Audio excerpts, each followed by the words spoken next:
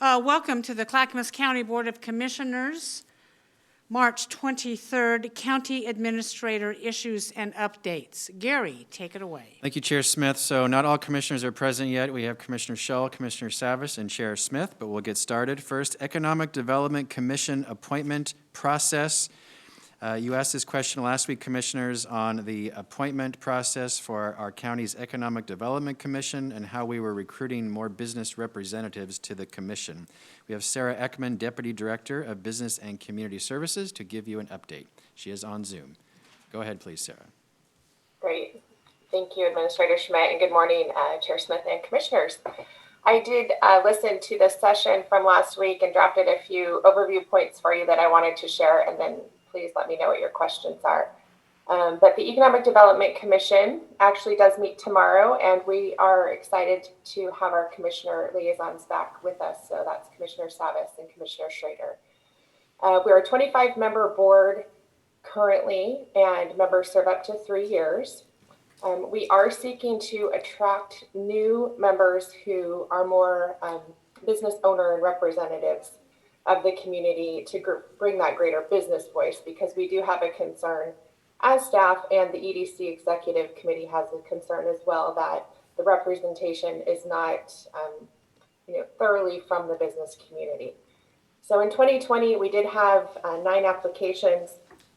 Of those 9, 3 were selected for their business representation. We felt that the other 6 did not meet that threshold.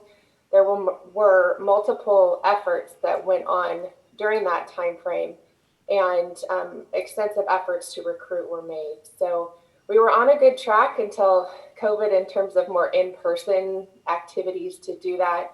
We had a business appreciation event in December 2019. We had commissioners present for that, and did have some business representatives attend. Cities were there. Cities featured businesses within their communities that were doing good things, and we were intending to do that again this coming year, but with COVID, did not have that event. We did publicize in the variety of ways that the county typically does on all of our recruitments. So that was press release, Facebook, Nextdoor, the county website. We had multiple timelines, as I mentioned, and staff and the EDC members themselves reached out specifically to people we knew in the community who we thought would make good applicants, and we still do have some vacancies. Also, the direction of the board last year, we created the tribal position, and Stacia Hernandez with the Confederated Tribes of Grand Island filled that, so we were glad to see her come on board.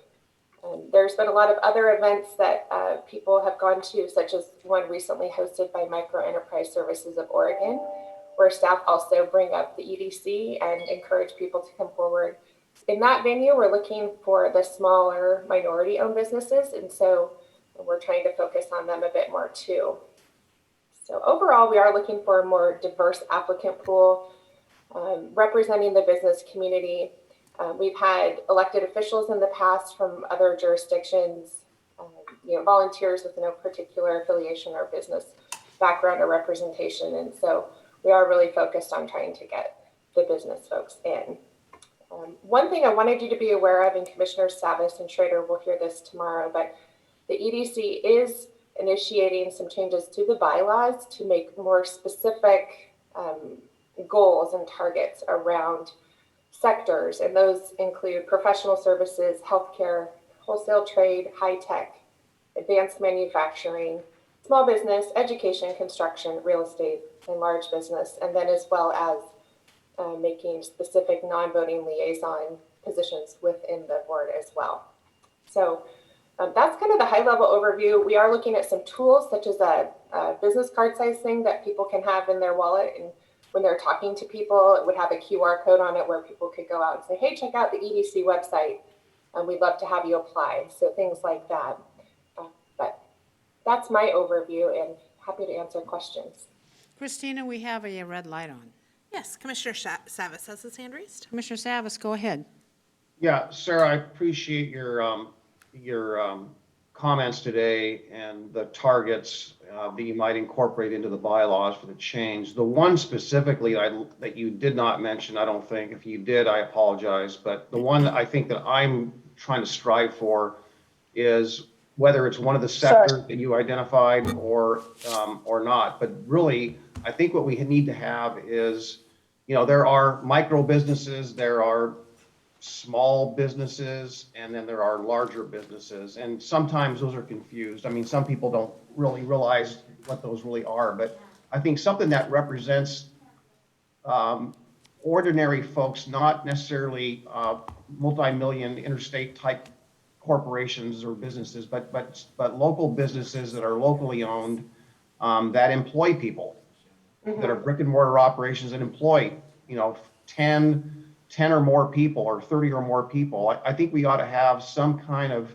representation. It doesn't matter what sector they're from, but I think having that voice is something that is missed. I really think. I think it's missed in local government. I think it's missed in the legislature because we keep on imposing a lot of things that ultimately have driven them either out of the state or out of business entirely. And that's a sad state of affairs. And I think that voice has been missing, in my opinion, to a large degree, and that the composition of the EDC needs to ensure that that voice or those kinds of folks are there.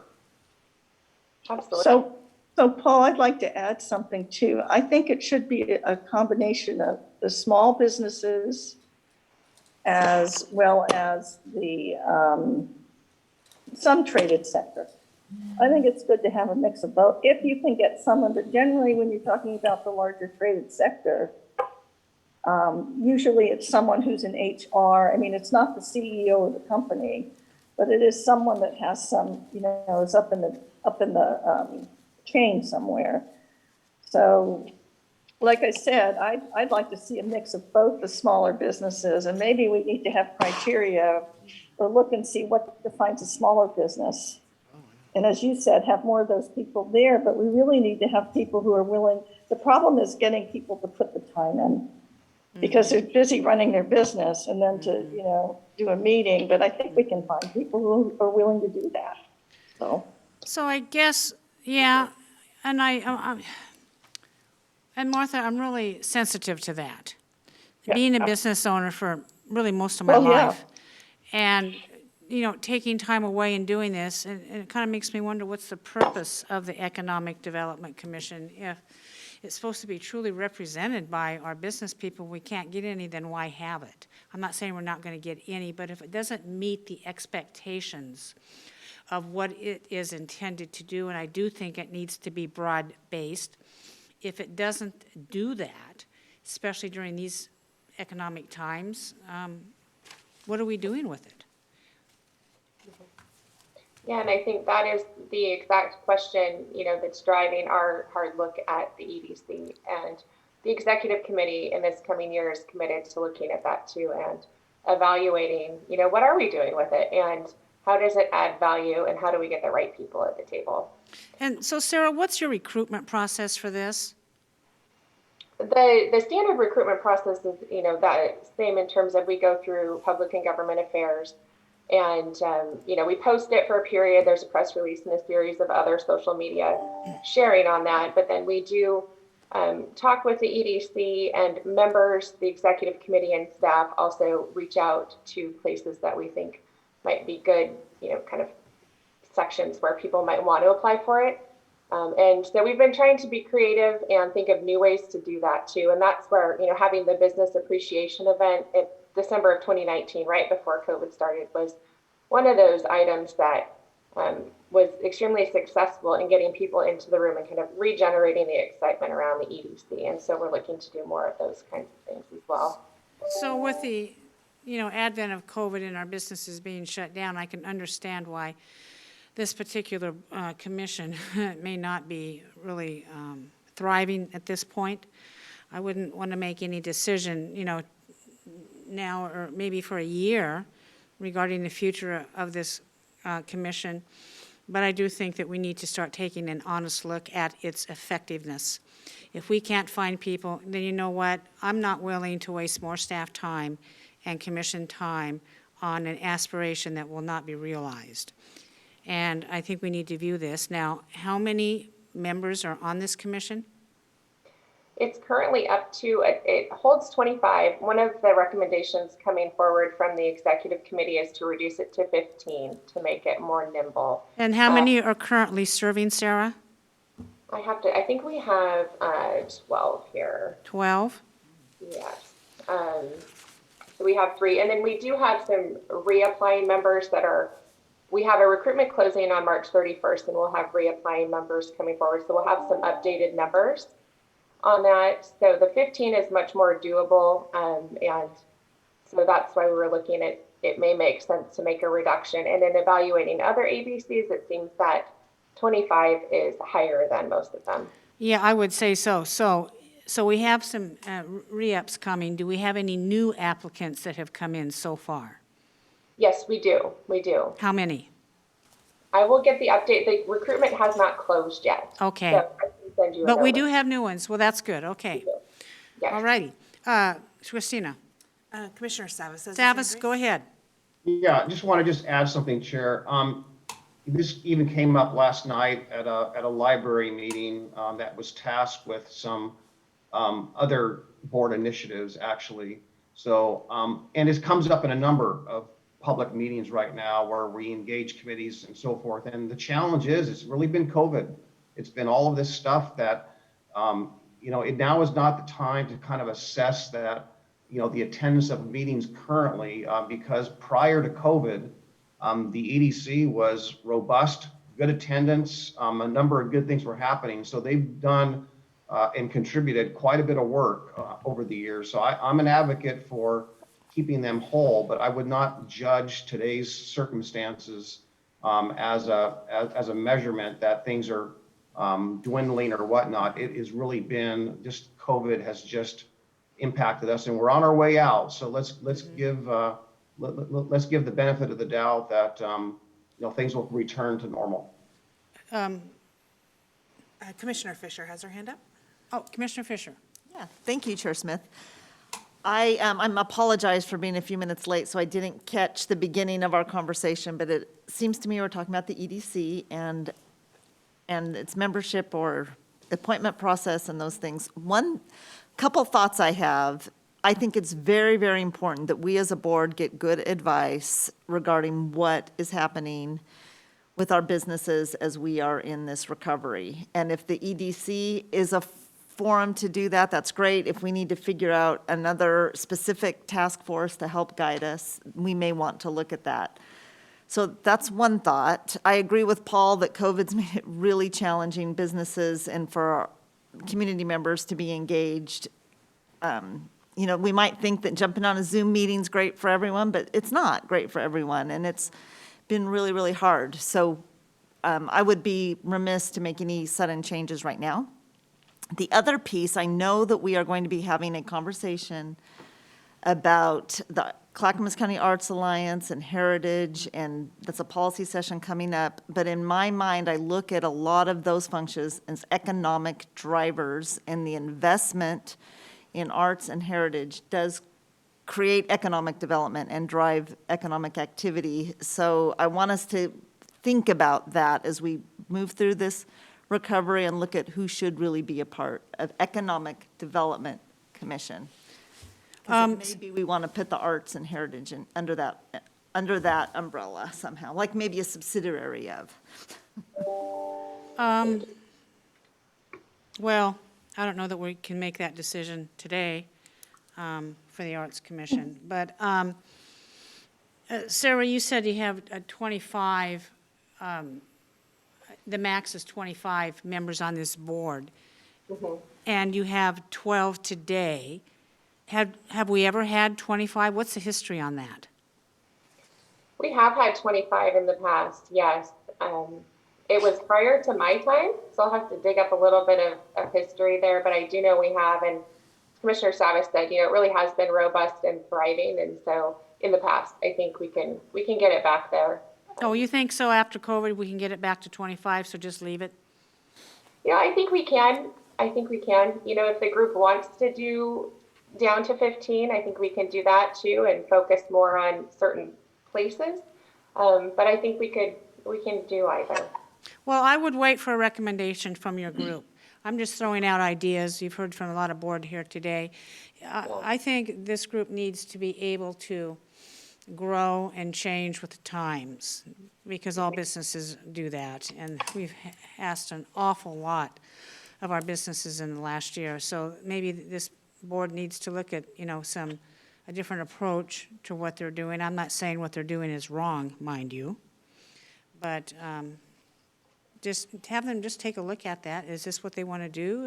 Is 15 better? Is 18 better? I don't know. I really don't know. Christina. Oh, I have Commissioner Savas and then Commissioner Schrader. Commissioner Savas, go ahead. Yeah, Chair, in response to your question or your solicitation for our input, I would say let's keep it at 25. I really believe it's going to bounce back, and I believe there's value to it. So I think the additions we suggested today to ensure that we have employers, people that sign the front of the check for small businesses is an important addition. To make sure that's one of the requirements, that when we're soliciting applications, we get that type of audience at the table. Commissioner Schrader. Yeah, thanks. Just a bit of history, Sarah, and colleagues. When I first came on board, the Economic Development Commission was really not all that functional.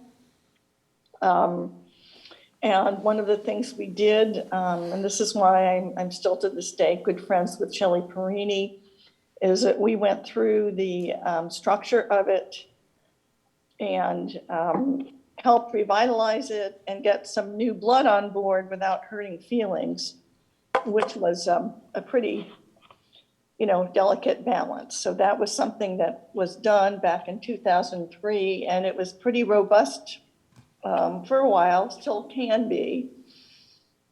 One of the things I think that they did well at the time is they were always looked at emerging sectors as well as trying to take care of what we already have.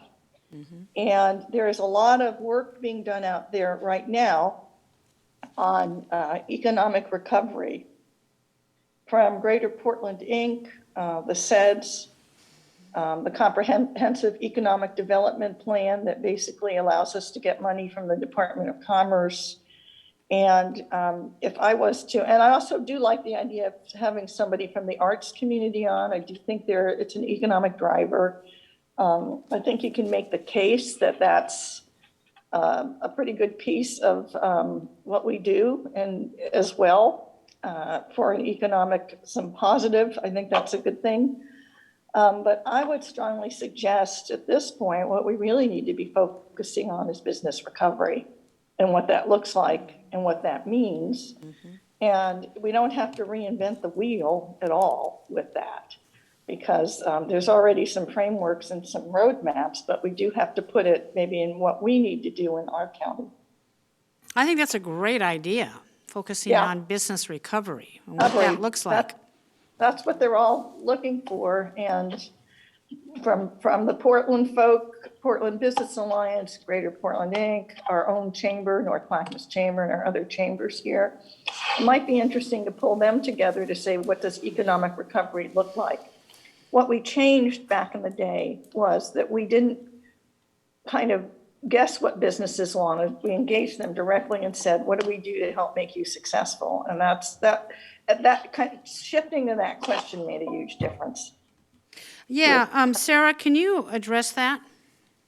Absolutely. I think so. There's one exciting thing going on. We have the business recovery centers in the county that are led by the chambers.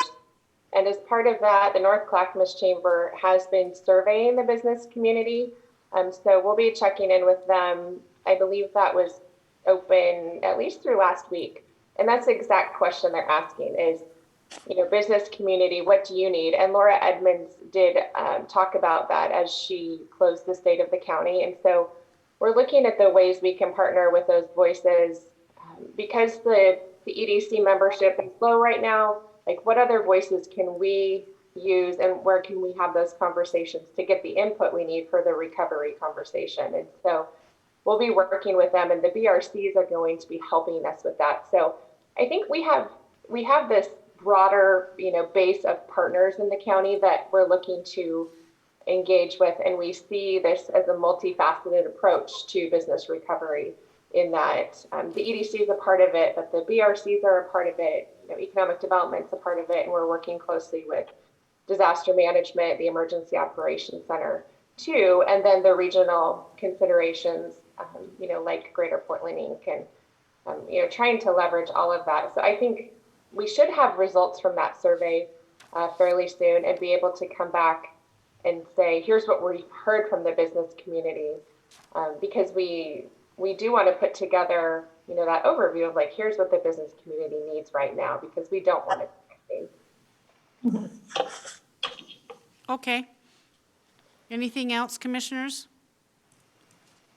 Gary, have we satisfied what we intended? More than satisfied, yes. This was simply an update on the business recruitment process. This is great feedback. Sarah, sounds like we'll come back to the board on potential restructuring, and your feedback is very helpful. So thank you very much. Okay, thank you, Gary. Thank you, Sarah. Next, an update on the state and local coronavirus fiscal recovery funds, the American Rescue Act. Nancy Bush, Director of Disaster Management. I've asked her to lead this at the staff level. So just to give you a quick update and let you know where we're at, because I'm hearing from many of you that you're wondering what's going on. So I want to make sure you're fully up to speed on where we're at. Go ahead, please, All Nancy. right. Thank you, Administrator Schmidt, and good morning, everyone. Good morning. So, yeah, just want to give you a little bit of an update on where we are, what we're doing. We will have a study session next week with you, because of course we do want your input and feedback on our process as we move forward. But in general, at this time, the American Rescue Plan Act of 2021, of course, has been signed by the President, and the Treasury now has, after he signed it, has 60 days to determine if they're going to give us half of the money now and half in a year, if we're going to get it all right now or not. And they also have to provide all the guidance around the funding before we're able to spend it. We have not seen any of those responses yet. So we're still waiting to hear from the Department of Treasury, just to determine how much we're going to get up front. And also the Q&As that will go with that and goes with the guidance that we get. One of the things that they have been asking for, or that we think we're going to have to turn into our delegation, is our own questions. So hopefully that'll be a part of the document when it comes out. So we're working with PGA to do that and to move that forward. So a couple of other things that we're doing is we're looking at values and, what do we want to look at these dollars, and how do we want to move them forward, and how do we want to make sure that we're good stewards of the money and that we're transparent about that process as well. So one of the values, that we've talked about is related to preparedness and resiliency is moving forward.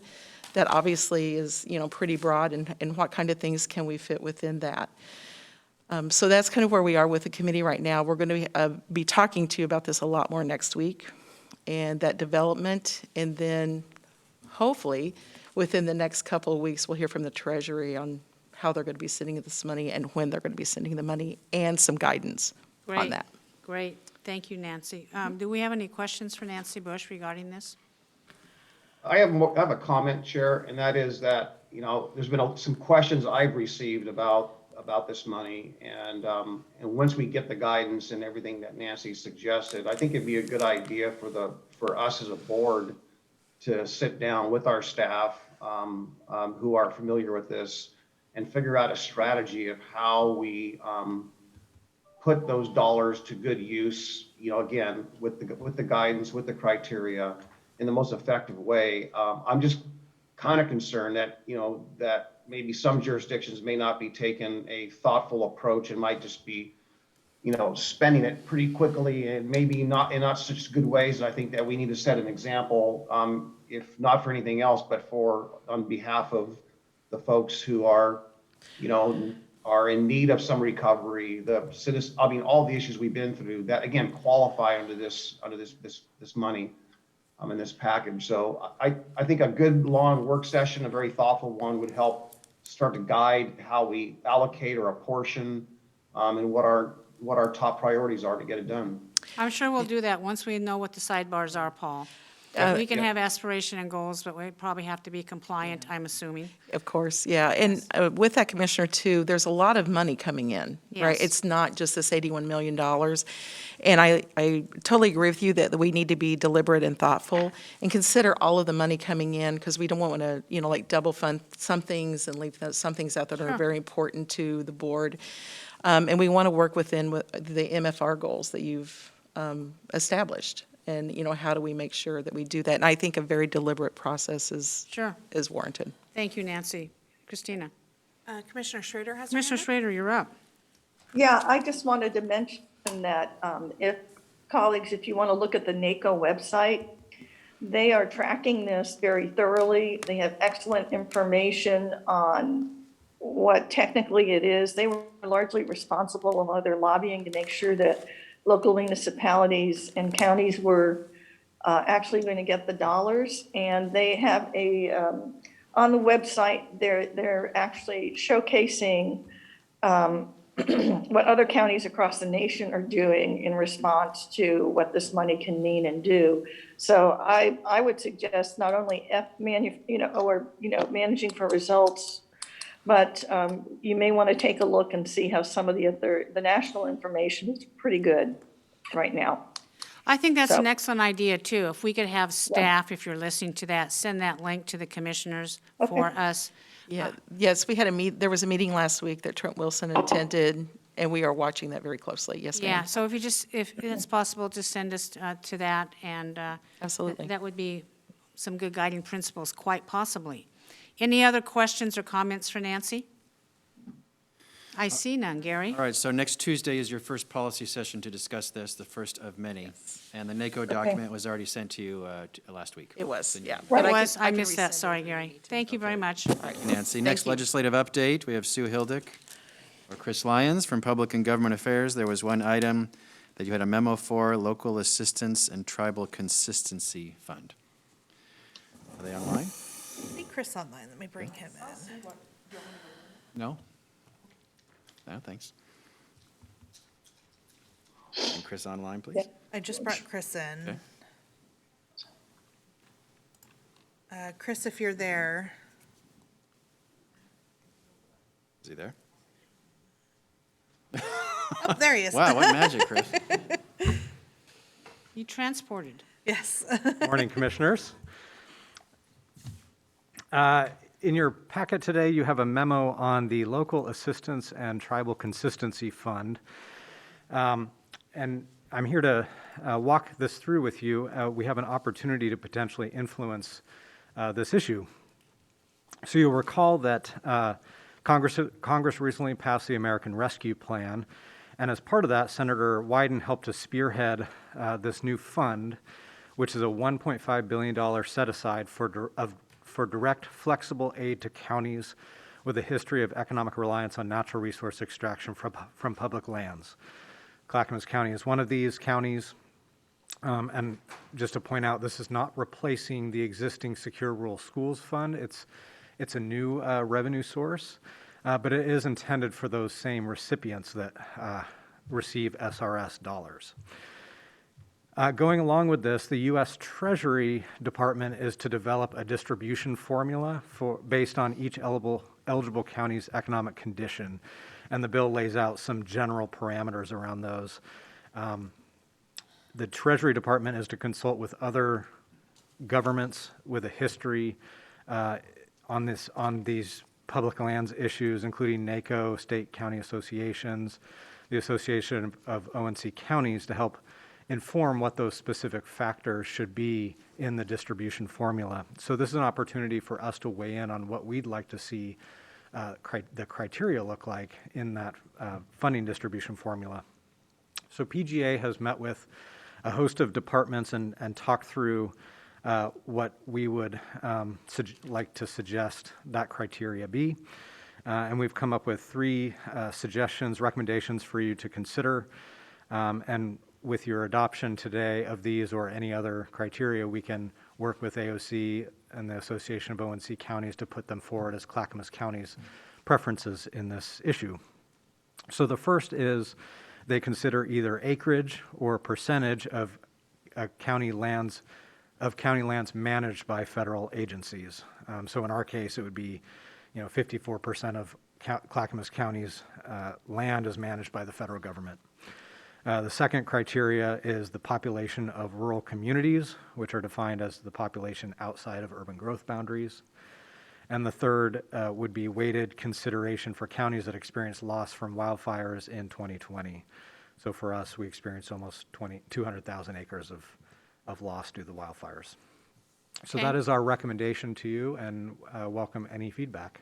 And Chris, you're recommending all three? Yes. Okay. Comments from commissioners? I don't have any hands. Mark? $5 billion,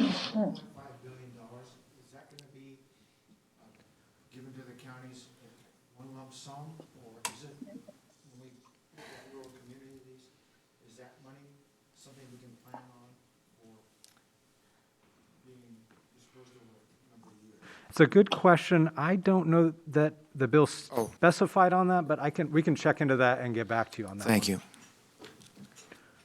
Yeah, thanks. Christina?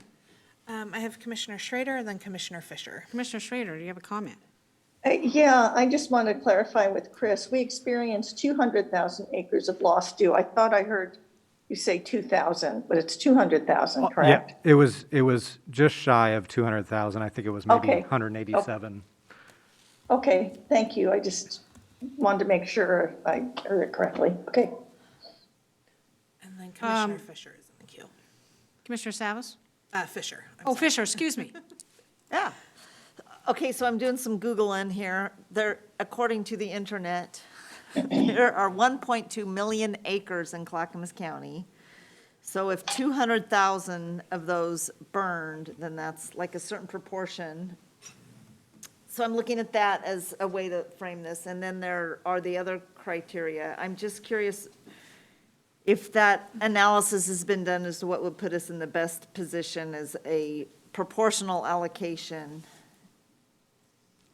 Yeah, I don't think we got into the weeds on what specifically would benefit us the most. We just thought at a high level, if we had a focus on the overall amount of acreage burned. You're referring to the burned acreage? Yeah, because you okay. said there was 200,000 burned and we have 1.2 million acres. Yeah. And so that would be, less than 10%. Whereas 54% of federal, was it 54%? Yeah, of our land is, federal Yes. public lands. So you're asking us to approve what you're going to be recommending as a distribution. Correct. Unless we want to make a change, correct? Right. All right. And I'll add, this is on top of what the bill already lays out as other general priorities like poverty, unemployment rate, household incomes, et cetera. So, getting back to Commissioner Fisher's point, those are good points. Also, mentioning the 200,000 acres that burned, a lot of that, I don't know what percentage, but we had a lot of private timberland losses and home losses. Is this a place for that or not? It may not be. I mean, it certainly could be. I think Why the don't idea. why don't you just add 200,000 acres to the loss, and then, 62 homes, 110 outbuildings, whatever that stat. Some kind of criteria around structures burned. Yeah, and you guys know what those figures are. Just make them brief. And then on the first one, it says 54% of Clackamas County is managed by the federal government. I think it'd be more impactful if we used an acre amount. Because I'm guessing that would be 600,000 acres in Clackamas County are managed by about. To me, that's more impactful than 54%. Commissioners, what do you think of that? Christina? Commissioner Savas has. Savas, go ahead. Yeah, I think having all the metrics, not too many obviously, but all the metrics are good. I just want to make one clarification. 200,000 acres of 1.2 million is somewhere between 15 and 20%, not less than 10. Okay, thank you, Paul. Love it. Yeah, so, whereas, how about this language? Whereas Clackamas County encompasses 1.2 million acres, 625 or 630,000 acres are managed by USFS and BLM, period. And then I like the population of rural communities, describe that metric. And then on the weighted consideration of counties, Clackamas County experienced almost 200,000 acres of burned forest land, both private and industrial, non-industrial, government lands, and finish with the metrics of the homes and buildings and barns or whatever burned. What do you think, commissioners? Yeah, my only question, sorry for not raising my hand, but we are making a recommendation on how they should distribute these funds. So possibly, would you suggest that the simpler the recommendation, the better? Or what do you think?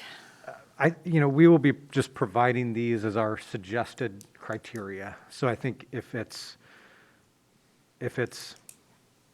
3 to 4, that's simple enough that it should be fine, and I assume they, as organizations, will be taking a look at what they'd like to, they'll be collecting information from all of their members and coming up with a final recommendation as an association to put forward. So they will consider as many as they'd like from their members. Okay, that's okay, go ahead, and I think we're okay on that. Any other comments? Gary? Okay, thank you, Chris. Next, advisory boards and commission appointments. Christina. All right, so we have 2 ABCs for today. The Clackamas County Community Health Council under Health, Housing, and Human Services Department opened the recruitment for consumer and non-consumer representation. They received 2 applications, and both of them voters unanimously recommended for their first appointments, Leah Bellamy and Eric Leatham. Now, for the second ABC, the library board, that was pulled, and it's going to be back on for next week. They wanted to fix some language in it, so. So we just actually have the one. Okay. Commissioners, any comments? Do I hear a motion? I move. Oh, second. Commissioner Savas moved for the appointment of the Health Commission, 2 members, and Commissioner Fisher seconded. Any further discussion? Hearing none, Christina, please take the poll. Yes, Commissioner Fisher? Aye. Commissioner Savas? Aye. Commissioner Schrader? Aye. Commissioner Scholl? Aye.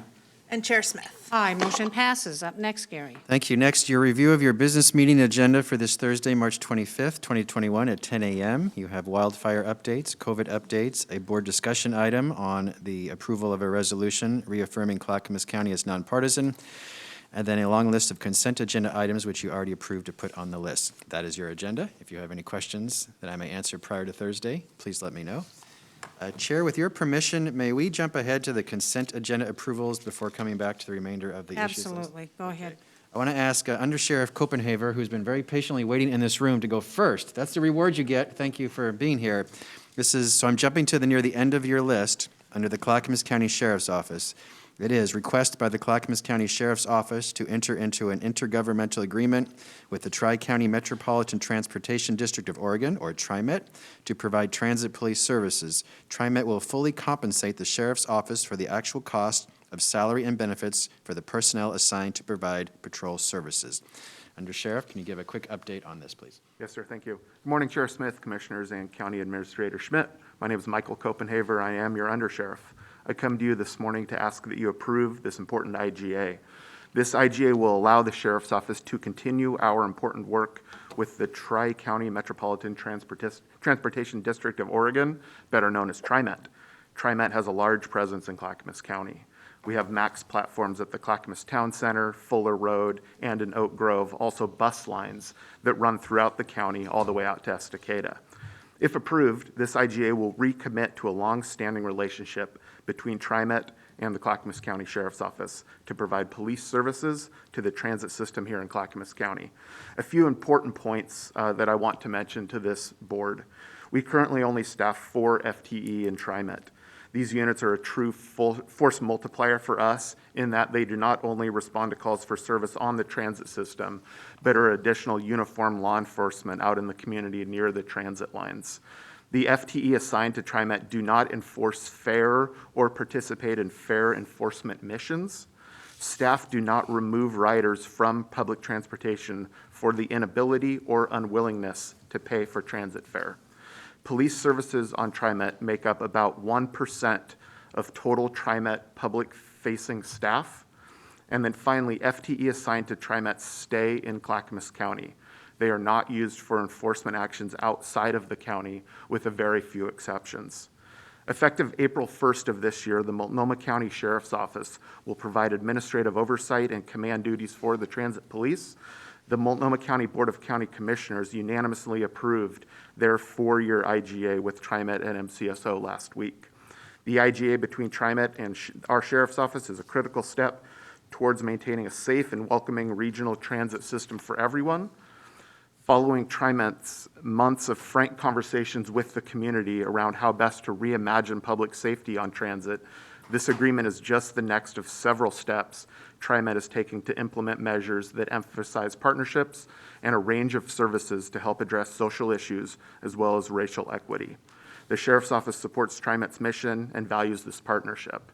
I've asked Marla Blagg, who's the Executive Director of TriMet, to attend this call. She's on Zoom. If you have any questions about TriMet-specific questions related to their Reimagine program that they are doing, and I can certainly answer any questions about Sheriff's Office operations. Thank you.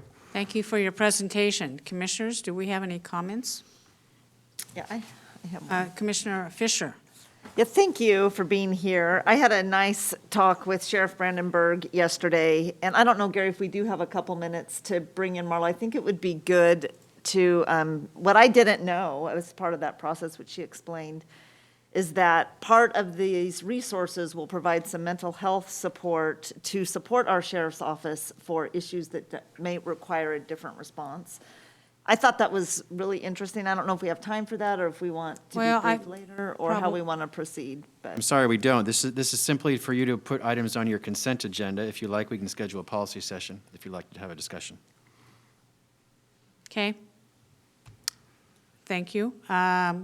Christina? Commissioner Savas has his hand Commissioner raised. Savas, comment? Yeah, I'll just be brief, and I'm supportive of this, so I just want to let everyone know, and I think the adjustments that TriMet's making, including the provision of mental health services, is a great move, a great step in that direction. So I'm grateful. But my question to the undersheriff is that you mentioned it's not just on the facilities like the light rail or the bus, but in the areas nearby. So I'm hoping that we have been getting a series of issues and complaints about some of the TriMet riders in the area of the stations in Clackamas County, both the town center and both at the Oak Grove area as well. So are those the people to be tapped if the local neighbors have concerns? Because I do know that this has resurfaced again in the Oak Grove area. Yes, sir, it is. I was privy to an email just last week about some issues going on around the Orange Line that I think you're referring to. I think that it would be advisable to have our TriMet, our staff assigned to TriMet, possibly attend a neighborhood meeting and hear those issues that are coming up, and we're happy to make that available. Again, we don't have a lot of FTE assigned to the TriMet system, but I think that that's a really good place to start, to hear those and problem solve in ways that this FTE can help out with those neighborhood problems that perhaps are associated with the TriMet lines in the community. Great, thank you. Okay. Gary? So may we put this on the consent agenda? For what day? Can we do it for this week because the contract takes effect next week, so. Yes, so this is expedited, certainly put that on for this Thursday business meeting. Thank you, Paul. Thank you, And commissioners for Undersheriff. participating. Okay. Thank you.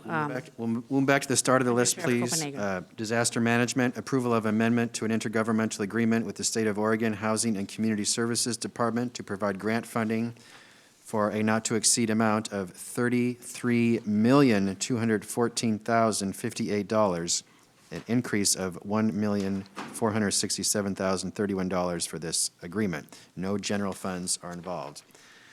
Nancy Bush, is she online? She is. Okay. Nancy, would you give a quick update? Yeah, good morning. This amendment is for funding that is to be used to expand the rent assistance program for the COVID event. And as Gary said, it's not to exceed the 33 million, and we're adding 2.347 million to this particular contract. We are asking that it be on a consent agenda this week because the funding has to be spent pretty quickly. And this is not, there is no general funding, it is all state funding. So I'm sorry, what are you adding? What's the amount that's being added, Nancy? I'm sorry, this one is an increase of 1.467 million. Okay, great. Yeah, it Sorry. says in our notes, thank you. Yeah, Sorry I'm about okay with this. Commissioners, are we okay to expedite this to the business meeting this Thursday? Good. Yeah, I'm getting nods. Christina? Commissioner Fisher has her hand up. Commissioner Fisher? So I have a question for Sean. Because I have a rental property, but I will not be utilizing any of these resources, should I declare a potential conflict at the business meeting before the consent agenda? Or do I not need to do that? That's a good question. I'll get an answer to you later today. Okay, I just want to flag it because it came up at an AOC meeting when we were discussing rentals and different things, and I just want to make sure in all transparency. So if you I'll let me follow know, you that this would be afternoon. great. Thank you so much. Thanks for that. So this is a go? Yeah. Looks like it. Thank you, Nancy. Great. Next, approval of an amendment to an intergovernmental agreement with the State of Oregon Housing and Community Services Department to provide grant funding for a not-to-exceed amount as well, and that is $31,747,027, which is an increase of $5,759,859. This is federal pass-through funds from the CARES Act and State of Oregon Emergency State General Funds, no county general funds. Go ahead, Nancy. Yeah, so this is going to be used to support the non-congregate motel sheltering program for the general population of unsheltered persons to avoid increased risk of COVID transmission and also spread within a shelter. And as Gary said, there is no general fund here, and it is CARES dollars that's actually coming from the state. Commissioners, thumbs up? Is this for this agenda, this Thursday as well? Yes, ma'am. Okay, good. I have no problems with that. Commissioners, thumbs up? It looked like that's a go, Nancy. Thank you. Okay, great. Thanks, All right, Nancy. thank you.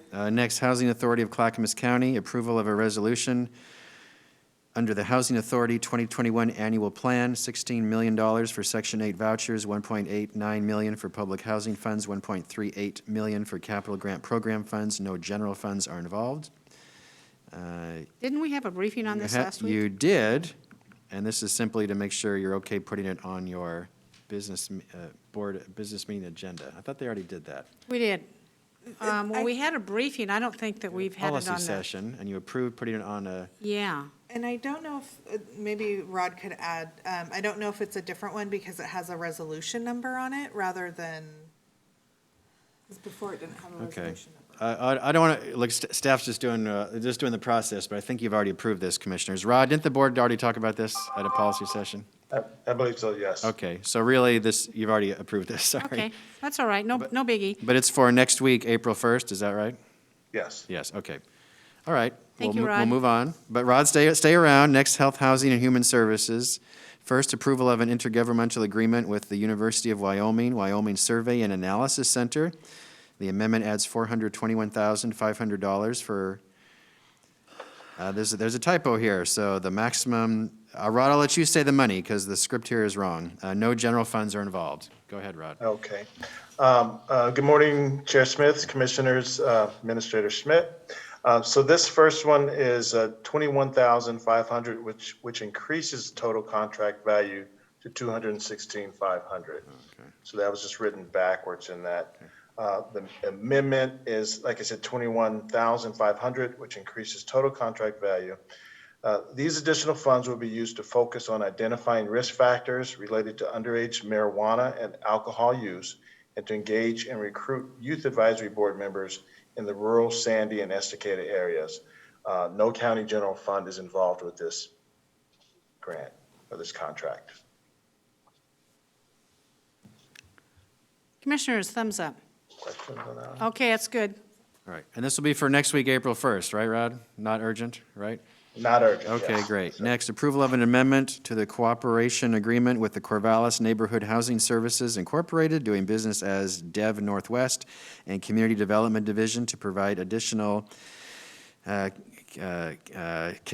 community development block grant funds for the sanitary sewer system development chain charges for housing project. This amendment adds $80,000 for a total value of $300,000, funded through the United States Department of Housing and Urban Development Community Development Block Grant. No general funds.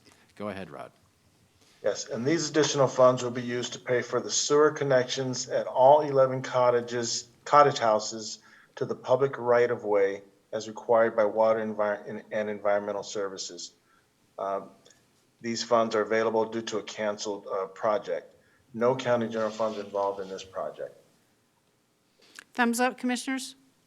Thumbs up. Go. Great, thank you. Finally, approval of an amendment to an intergovernmental grant agreement with the State of Oregon Criminal Justice Commission for mental health court services. Grant is in the amount of $43,002.24. No matching funds and no general funds are involved. Go ahead, Rod.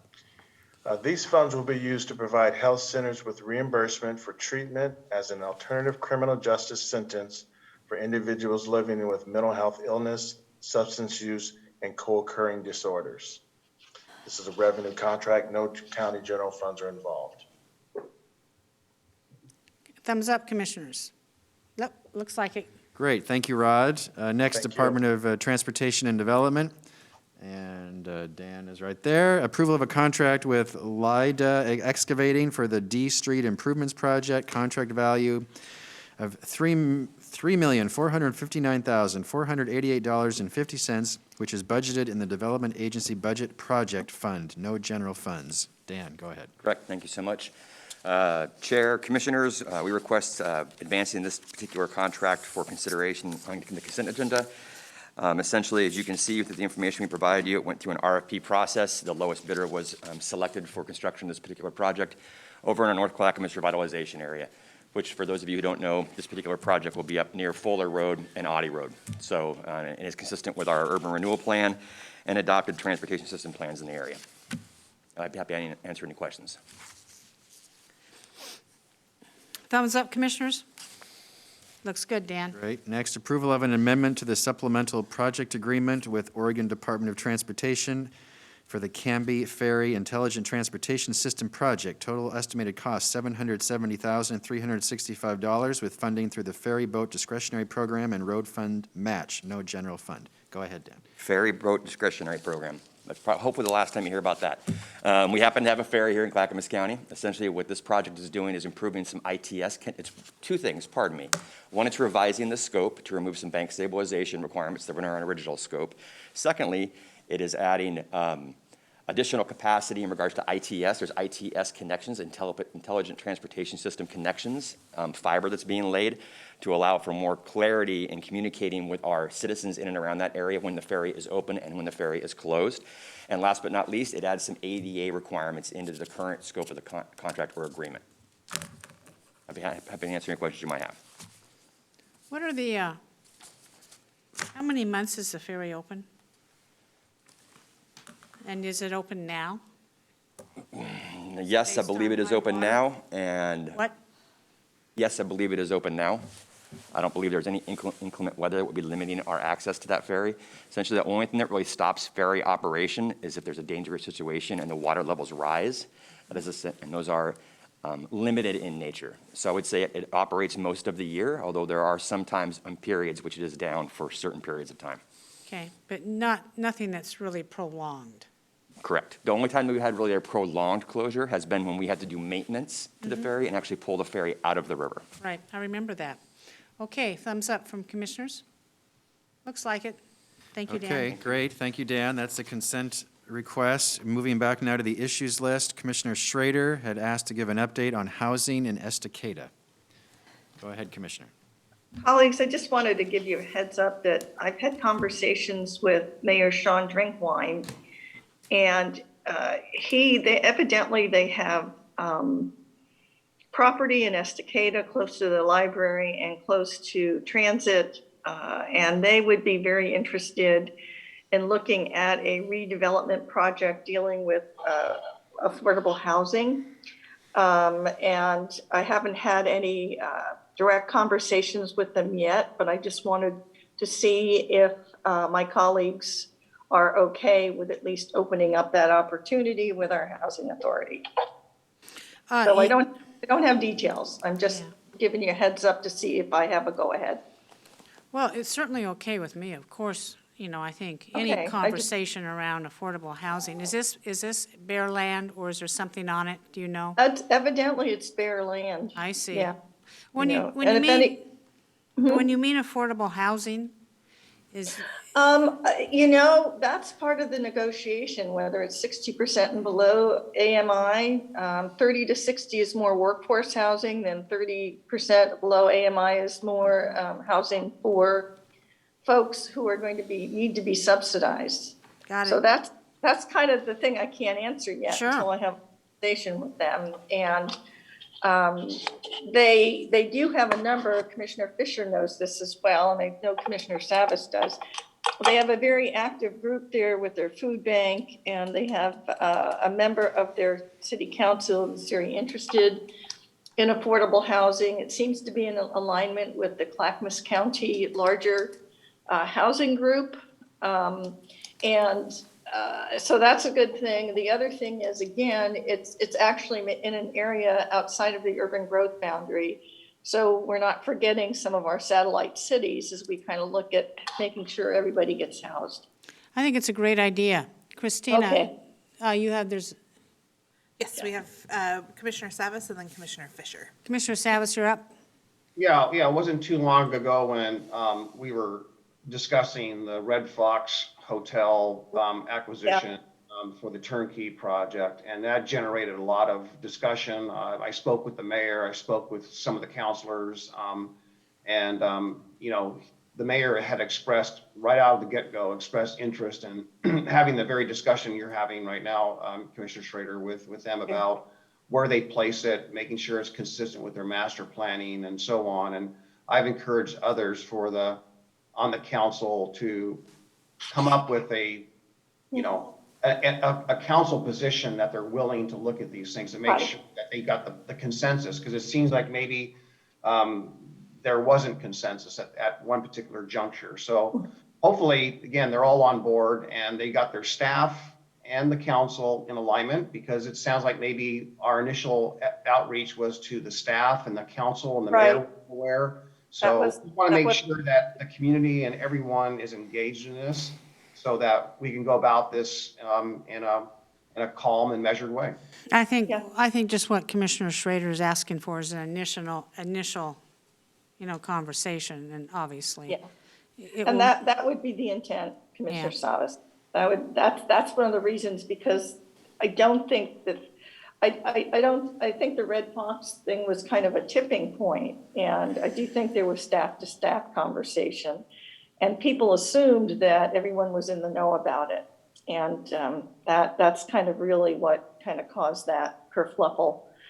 So I think we should look at the opportunity and do it in a measured way and make sure that we have the electeds on board as well, because I really do feel hopeful that something significant could move forward. So. Commissioner Fisher? Okay. Yeah. Thank you, Chair Smith. So Commissioner Schrader, one piece that I would encourage you to bring into the concept of discussion is the value of mixed income and private-public partnership, because the idea of doing segregated housing for just all the poor people in any community isn't so welcome in about any community. Having the public-private partnership and a mixed type of income for folks is usually more, and even mixed use if it's a little bit of commercial or some other sort of economic development would probably be welcome, so.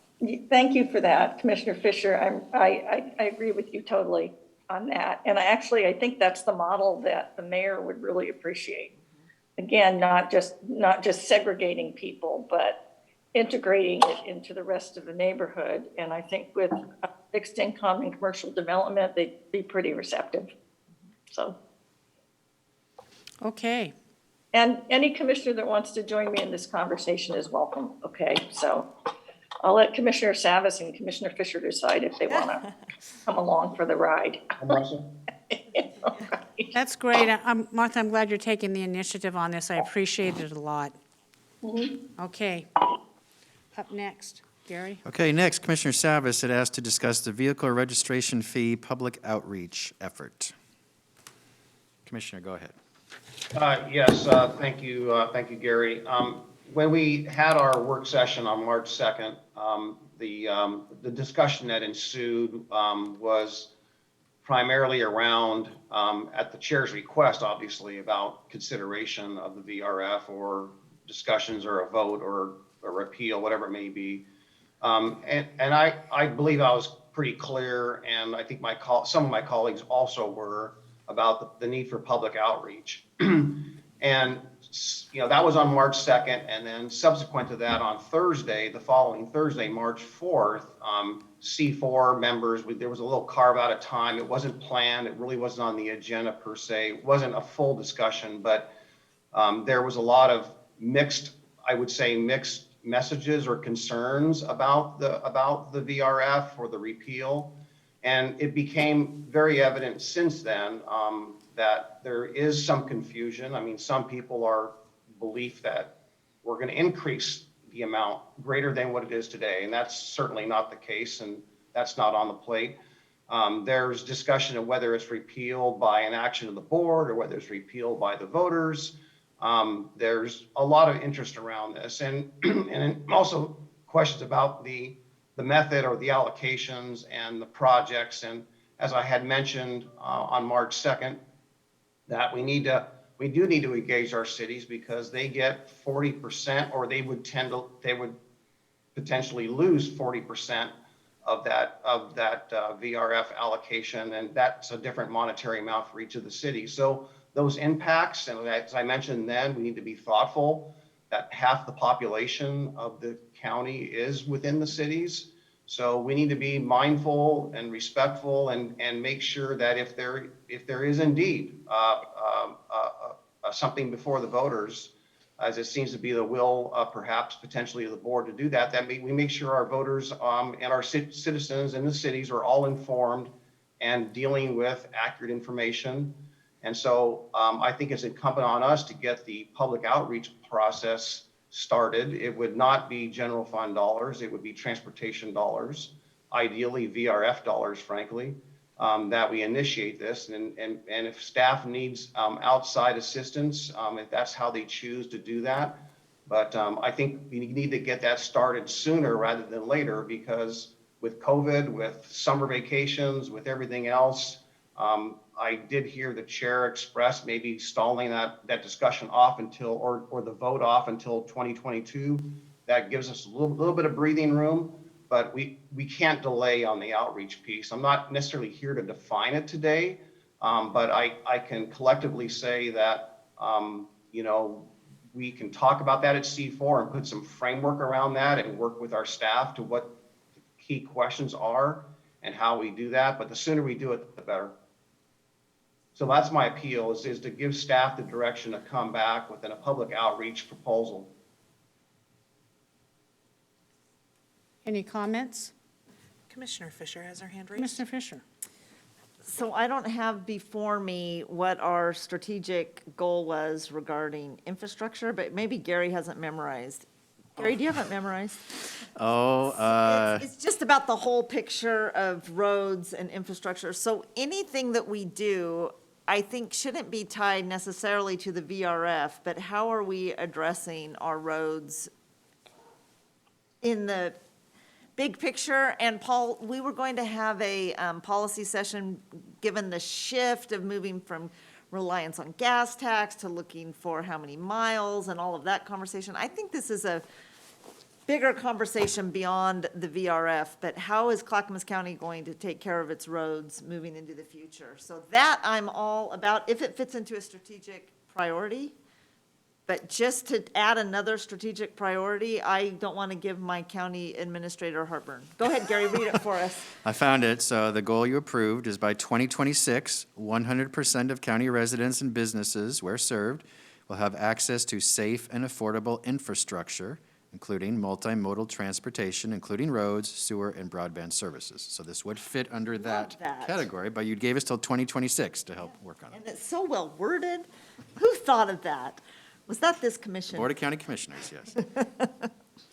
So I believe that in order for this to happen, it's a concerted effort, that the staff needs board direction on this, and I recommend that we take a vote on what exactly we want done and what we want said and who we engage in. And I don't know that that can be done today. So we probably need a policy session, of which I'll be prepared to make a motion, or somebody else can make a motion, on exactly what needs to be done. Because I am not interested in just sending out staff willy-nilly with whoever commissioner wants to do this without very specific instructions. And what's our end goal in this? Is our end goal just to say how wonderful the program is? But that wasn't the question that I originally posted to this commission. The question that I originally posted is, do we want citizens to be able to vote? And that is the question that needs to be really on the forefront. As I remember, this is how it began. Christine. Commissioner Savas has a Mr. hand up. Savas. Yeah, well, to answer that question, Chair, as I stated earlier, I think the goal here is that in light of a potential, the discussion that you broached, no problem with that. You broached the conversation about the VRF in light of the will or the interest in moving it forward. I know Commissioner Shaw has stated that as well, that outreach was important and interest in having hearings later this year, perhaps. So with that said, I just under the assumption that we are going to consider this. So therefore, the goal is to do the information to make sure that whatever we do, that we, by the time that happens, that we have informed citizens, staff, cities, voters, however you want to put it, all the above. And so I'm willing to make a motion right now to just have direct staff to come back at a work session for discussion so we can give them the clear guidance to initiate a public outreach process. I don't think that's even necessary, but if you want to make a motion, it's up to you. What's your motion again? To direct staff to come back as soon as reasonably possible with a discussion to seek direction on a public outreach proposal regarding the VRF. I can second that. Commissioner Savas has made a motion, and Commissioner Schull has seconded. Gary, discussion. I'm sorry, I'd appreciate a little more direction because that is still vague. Is the purpose It's to- very vague. That's why I think we probably, I don't support the motion today because it's too vague. I want to have it thoroughly vetted at a policy session where we can write down specifics on what needs to be done. I think, and we need to consider the cost. What is going to be the cost of this? Can staff handle it? Are we going to have to hire outside consultants, which I suspect we will? What is our messaging on this? Where are we going with this? Who do we talk to? So I'm not going to be in support of the motion because I think we need to more thoroughly vet what we're asking staff to do. But with that in mind, Chair, that's precisely the goal. So Yeah. everything you just stated is what we would discuss. and we don't in this- need a motion for that because the motion's too vague, but you know what? We're going to vote on it. I caution commissioners not to vote on a motion like this. We can take it up when we can get it scheduled with our staff, and I would like commissioners to be able to take the time to have an input on the policy session. So there's a motion. Christina, there's a light on. Yes, I have a queue of people in here. I have Commissioner Fisher, Commissioner Schrader, and then Commissioner Savas. Commissioner Fisher. I agree with Chair Smith. I'm not prepared to support this motion. I think we need to look at this in the larger context of funding our infrastructure, and we need to look at the shifts that are happening and look at it with all the moving parts. And we are in the process of doing that with a policy session that is already scheduled in April, I believe. Is that right, Gary? Well, we have the transportation funding update Commissioner Savas had asked for that is still being scheduled, but in April, yes. Okay, so I just think we need to follow our process. So that's where I'm at. Next. The rest of the hands went down. Hands went down. Hands went down. Well, without seeing any further destruction. Destruction. That was a major faux pas. That was a Freudian. Conversation. Christina, would you call the poll, please? I will. Commissioner Fisher? No. Commissioner Savas? Aye. Commissioner Schrader? Oh, well, On you're mute. on mute, Commissioner Schrader. I'm sorry. You're still on mute, Commissioner Schrader. She's trying to find her button. And unmute. There we go. I'm okay having the a work session, fine, if that's what this is. No, that's not about a works, it's, It's about a policy session, right? yeah, I guess, is it? Did I hear policy session in that? Okay, whatever. I'm okay with the policy session. Uh, Oh, right. Commissioner Schultz? Aye. And Chair Smith? no. Motion passes 3-2. So I'm sorry, I still need more help, Commissioners. So a policy session to discuss a public outreach effort for the VRF. What does that mean? Do you want to tell the public, here's how we spent your money? FYI, is it to ask the voters or ask the public, do you want to vote on this? Yes or no? Can you give me a little more clarity? Because I don't want to waste staff's time, because I don't know what you're Gary- interested in. Gary, the good question. I think that Chair Smith's concerns that she stated, and the purpose is precisely the goal, is that. But that's you know, not what part is of it the gonna motion. cost? You know, what are we trying to, what would the outreach look like? And all those questions. So we need to give the direction, we need to have the discussion. That's primarily the purpose. Who's that? Fisher. Yeah, I would suggest we change our strategic priorities or really try to impose discipline upon ourselves, because I'm looking in the room here and Dan Johnson has had his hand on his head because the things that we're asking staff to do are it's a lot. So I don't know, Gary, you could weigh in on this better than I can. Well, you've already approved the motion, so we'll have a policy session. I'll work with staff to tee it up, but I'm going to not have them waste a lot of time. We'll just have a series of questions for you to answer, and then you can tell us what you want to do. But we will not provide a recommendation to you. We'll give you a series of questions for you to answer, and that will help guide what you'd like to do next. That's what we'll do. Any other hands up? Christina?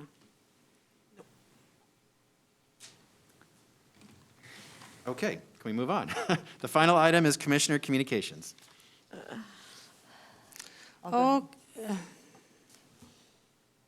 Commissioner Fisher, you had your card I'm up. trying to raise my hand. I'm just all confused. Just wave your card, don't worry about it. So, couple things, but most importantly, I met with Pam Treese, Washington County. She is Vice Chair of District 8.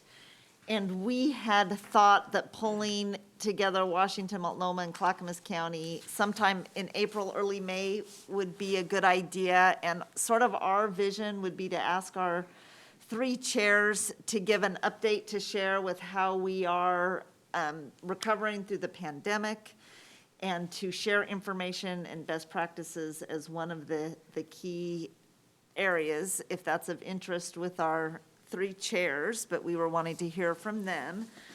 And then there's also a discussion that's been brewing that may provide some opportunities for us regarding how the state and the counties are going to be interacting with the measure that just passed, 110, and what opportunities we may have to garner more local control in delivery of services. And so Pam Treese and I also thought that that would be a good topic for a District 8 meeting. So I just wanted to share that with you. You don't have to provide feedback now, but I guess I should say, Chair Smith, would you be okay if we have a District 8 meeting? If we have a what? If we have a District 8 meeting, which we're planning to do, and putting you on the. Oh, well, yeah, I putting you think. on The hot seat to be our messenger for Yeah, our and, you know, county. I would appreciate a briefing before I'm asked to make a decision. Oh, on sure, what- yeah. You know, I think District 8 meetings have something that's always been scheduled in the past, from what I understand. Gary, help me on this. Yes, it's at least an annual, actually twice a year, there are district meetings across the state. Yeah, so, yeah, Commissioner Fisher, you know, just catch me in the hall, call me on the Perfect. phone for this type of stuff, and Thank you, Chair Smith. whatever you guys need to do. Okay. Commissioner Scholl. Yes. You know, you can push the button, Commissioner Scholl, it won't bite you. Got my green button There here. you go.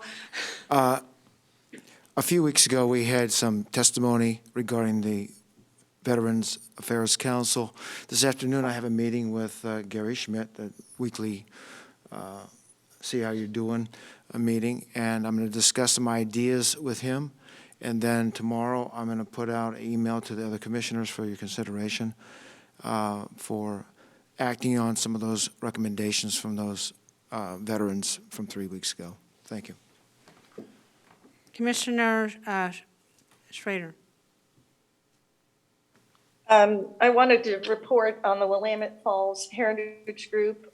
Their administrator, their executive director is stepping down. So I spent a good portion yesterday with the folks of that coalition, talking about what recruiting a new executive director and what that might look like in terms of what the needs are, what the focus should be. And this is the group that's working on designating the Willamette Falls area and above, and also the landings along the Willamette River as a national heritage site. So that was a pretty good discussion. They're still working on it, as well as working on restoring and obtaining the Westland Police Station that's just right across the river in West Lynn, and what that might look like as a historic structure and a place where they can land and maintain their integrity as a group. I also spent all of Saturday with working on the Oregon Bee Atlas. They essentially had their first conference of the year. I can continue to do that personally in the hopes that it will inform parts of our sustainability initiative, particularly when it comes, and also our partnership with OSU Extension. Not only do they run this project, they also run projects to teach people how to be interpretive naturalists. And those are two of their programs that I think are pretty significant for our work in sustainability. So I am continuing to do that. Surprisingly, I really remembered a lot of the genera and a lot of the species and even the families. I'm glad that my brain might be a little rusty in the entomology arena, but it's, as they say, all coming back to me. And there we go. Thank you. That's great, Martha. Commissioner Fisher? No, you said that. Paul? Commissioner Savas? Yeah, I wanted this to, well, I don't think Chair Smith or Commissioner Scholl is aware of this. I know my colleagues, Commissioner Fisher and Schrader, have heard me, last year and years prior, bring this issue up, and just seems to be just coincidental that Commissioner Fisher would bring up the District 8 because it was brought up there as well.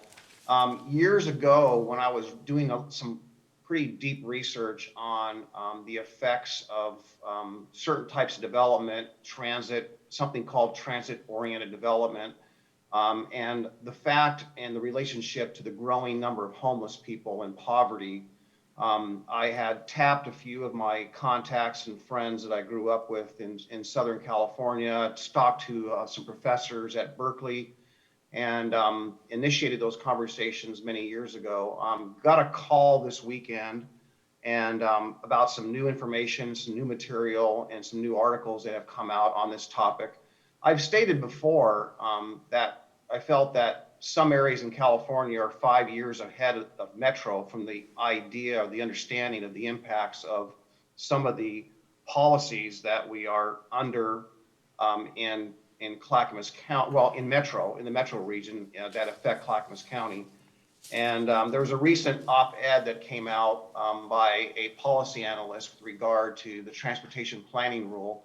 Basically, a lot of detail here, but not getting into detail really is that the point of the matter is that it really further makes the case that the policies that we are employing here, or Metro's employing here, we're seen to be under the mandate of, if you will, are actually having the reverse effect, and they're actually not working, and they're actually exacerbating homelessness and poverty.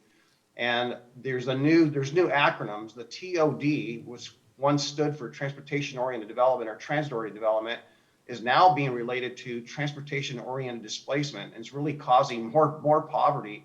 So I just wanted to alert everyone that, and staff, and Gary, kind of looking at you a little bit here, staff had somewhat ensured or assured that we would have this policy session last year, which has gotten kicked. Now it's 2021, and we still haven't had that body of work and session on that. And if we are going to try to get in front of homelessness, if we're trying to make sure that our citizens aren't further impoverished, that we would be part of the solution and not be part of the problem. So I just want to re-raise that issue, make Commissioner, at least kind of Commissioner Fisher, not Commissioner Fisher, but Commissioner Scholl and Chair Smith aware of that's something that has not come to fruition, even at the District 8. So want to just, number one, let you know that there's more validation of the problem and that we need to get in front of it, and ask if, Gary, if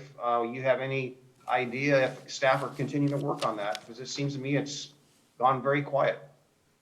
Gary, Yes, you want to comment? Yeah, we gave an update to the board last fall with a whole series of policy sessions scheduled over a series of months, and it's still in the plans to do that. And with great respect, commissioners, you keep adding policy sessions, so we're try to make it all fit. So we'll add it back. It's on the list. We'll keep make it happen. Christina? Yeah, and I took Commissioner Fisher's point earlier on the transportation thing, or the VRF and the vote. I don't want to confuse that a policy session means that we're changing the board priorities. That's not at all what we're trying to do. It's more about understanding the maze and the pieces of the puzzle and how we best serve our constituency. So educating and informing one another and making ourselves aware of these things is not a change or any attempt to shift our priorities, our MFR, whatever you want to call it. Christina? Commissioner Fisher has her hand up. Commissioner Fisher? Yeah, Paul, could you forward that op-ed to us that you mentioned? Sure. Thank you. Sure. Yeah, to all commissioners. Okay, Gary? Do you have any comments for Commissioner Communications? For you? I do not right now. I'll save it for the business meeting. Okay. Great. So we're done until 1:30. Thank you. See you all at 1:30. Yay.